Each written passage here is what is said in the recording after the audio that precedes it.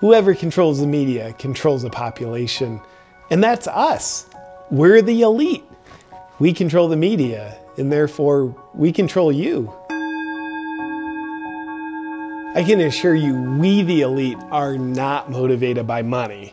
Even though there's just a few of us and we own nearly all of it, we're not motivated by money. We wouldn't stoop to that level. Money's a poor man's currency. We're motivated by control. Specifically by controlling people. If you thought it was a thrill to make a bunch of money, just wait until you have control over a bunch of actual people. It's way more thrilling. Like, you know how you love your family and how you do anything for them? Yeah, well, that's how we feel about control. We love it. And we just want control over everyone and everything. Think about it this way. Have you ever been in a relationship with a really controlling person? You know how awful that can feel? So you can imagine how much better it feels to be the person who's doing the controlling in the relationship. So that's what we're trying to do in our relationship with everybody. We love being in control. It feels so good to us. That's why we make up rules to protect people. They clearly don't, because they're not designed to protect people. They're engineered to give us control over people. Like a 10 p.m. curfew, think about that. I can assure you that one's not because COVID's nocturnal. Do you know what the feeling's like knowing everyone's putting on a mask to cover their identity just to go into a store? And we're not even there, but they're doing it anyway? That's how much control we have over them. It's intoxicating. Some say it's kind of like playing God, but not true. It is playing God. In fact, it's actually more than playing God, because God doesn't control people. He gives them free will. We do control people, so I wonder if we could control God. Jerry, see if we can get God to go into quarantine. How do we control you? With fear. It's actually the only way we can control you. Are the masses of people scared of the virus or what the virus has done? No, even though they think they are.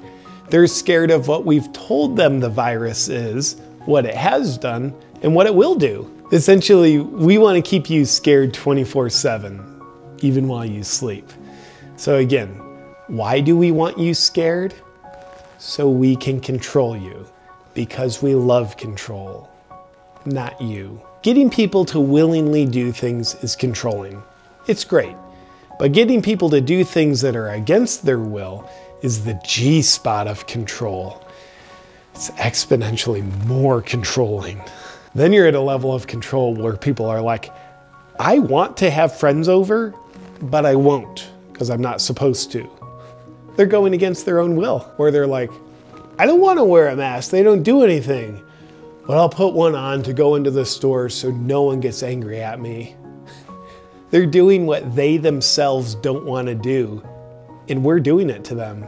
You know, getting people to get injected with something is controlling. It's good. I'm not saying it's not. It's controlling. But getting people to get injected with something that they don't want to get injected with is so much more controlling. And that's what we're kind of doing here. Is this making sense to you?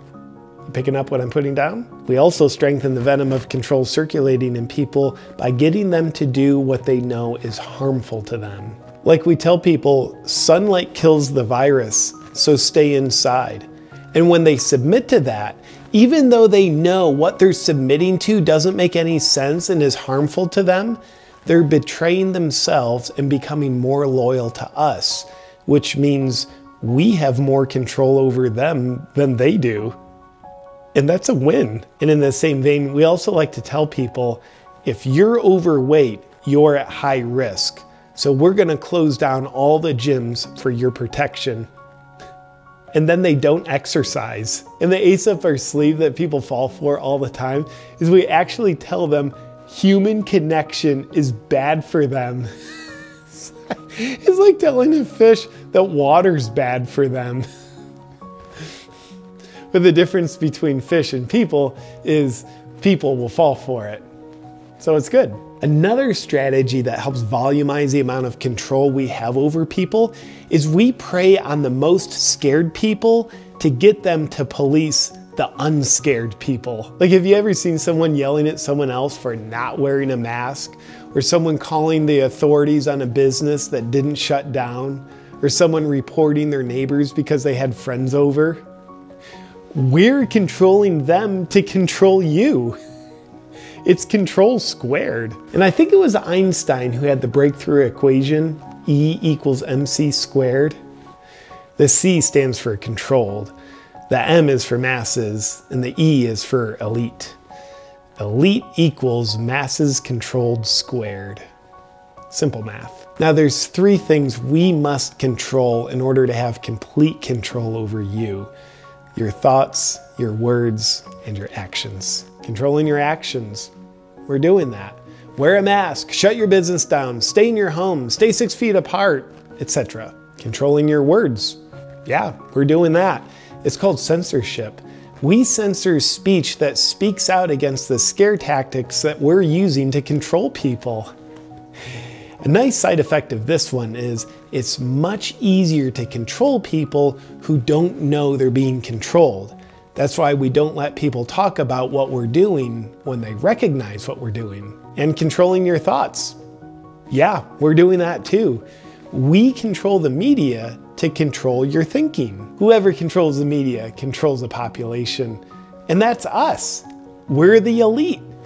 We control the media, and therefore we control you. Controlling the media is how we censor your thinking, and therefore it's how we control your thinking. Because controlling your thinking shouldn't be left up to you.